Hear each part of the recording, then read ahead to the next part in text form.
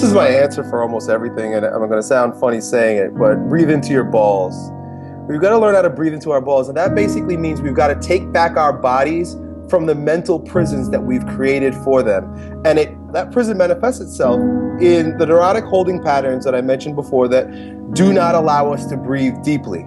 We're holding our bellies tight, which is the reservoir of our sexuality. Our pelvic floors, our bellies, our chest, our shoulders and neck, our face, our eyes, they're riddled with tension.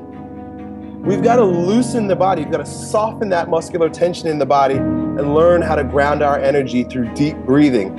The number one thing that you need to do is to recognize just how brilliant you are, to trust yourself first, to trust your body, trust your feelings, trust the emotion, trust the brilliance that's coming up in you that you don't have to do.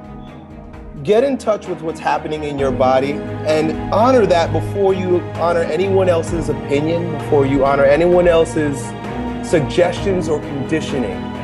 We live our lives through our own bodies, experience through our own movements. Be with that first. Be with you first. Grow you first. And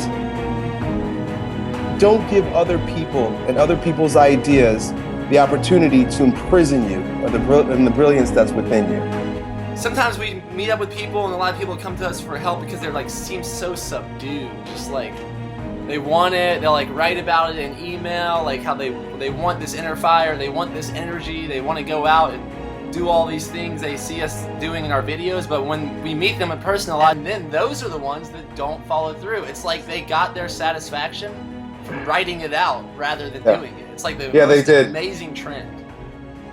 Yeah, absolutely, because they did. In their mind, they actually already did that. We like to think and we like to talk because that's how we've been taught in schools. In schools, we've been taught that it is virtuous to think a lot and have the right answer. Raise your hand. So people go about their lives thinking and talking. You know what they do in schools now? There's no phys ed. They've cut back on physical education, and they cut back on the amount of time that kids get to go outside for recess. But you know what they're doing more of? Thinking and talking. We've been conditioned this way.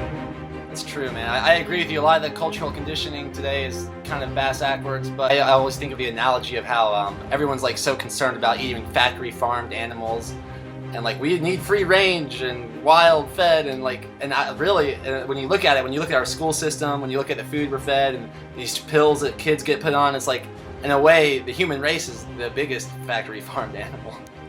Oh, wow, that's so funny. You're right. We really are. You're 6 years old, but you're being judged on how well you sit down, shut up, and follow directions. So we're literally creating a crop of children and adults who have no permission. They're looking for permission. How do you recommend people recovering from that? Like, stop reading. Stop studying. Stop looking for stuff. Don't look for any more answers. Don't buy any more books. Stay off the websites. Now, what are you going to do? And it's very uncomfortable because people, again, they feel comforted by the fact that they watched a video about working out today. I watched a video about working out today. Now, consciously, they know that that's stupid, but somewhere in their mind, there's this, they've satisfied the desire to work out, so it's already been quenched.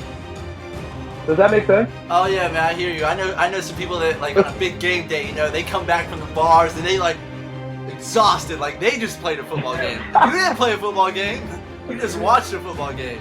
Right. And wonder why you're out of shape. So funny. Yeah, we live in the abstract. We live in our heads. I think that's why what we do, you and I, with regard to our mission in life is to get people to use their body. Because that's where life happens. Life actually happens in movement. That's where it all happens down here. It doesn't happen up here.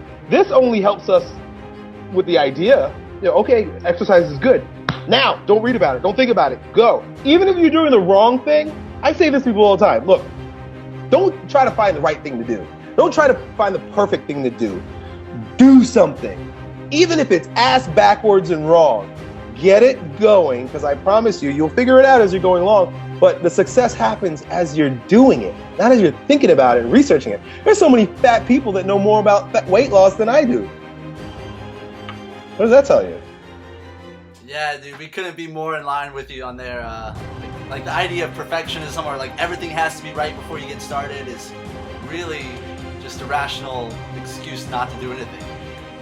Do the thing and have the power. That's what Ralph Waldo Emerson once said. And I believe that with the bottom of my heart. Do the thing and have the power. Most people wait till they have the power, which doesn't happen. They want to have the power and so they can go do the thing. Like people who want to get in shape before they go to the gym, it's just as stupid. You do it so that you have the power to do it. Sure. Yeah, and I think on top of that quote, I think there's one from Albert Einstein about nothing happens until something moves. Absolutely, man. Good point. None of us are any of this. You're not what your skin reveals. You're not your bone and flesh. You're not your name. You're not your ideas. You are so much more than that. I think it's more of a trusting the brilliance in your body, trusting that part of your brain, that part of you that beats your heart without you having to think about it, that part of you that grows a baby in a woman's stomach without her having to do it, the part of you that replaces cells all over the place without you having to do it. You're not replacing your cells. Who's doing it? It's that brilliant part of you deep down within your peripheral nervous system. When we breathe deep, we're honoring that peripheral nervous system.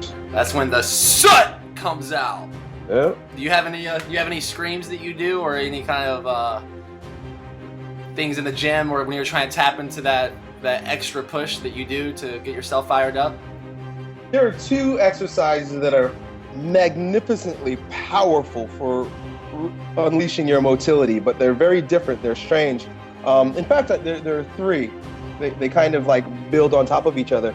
Something very similar, but it looks like this.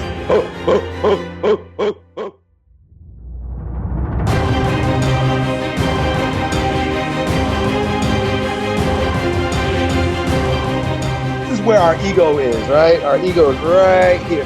So the more you can let your face go,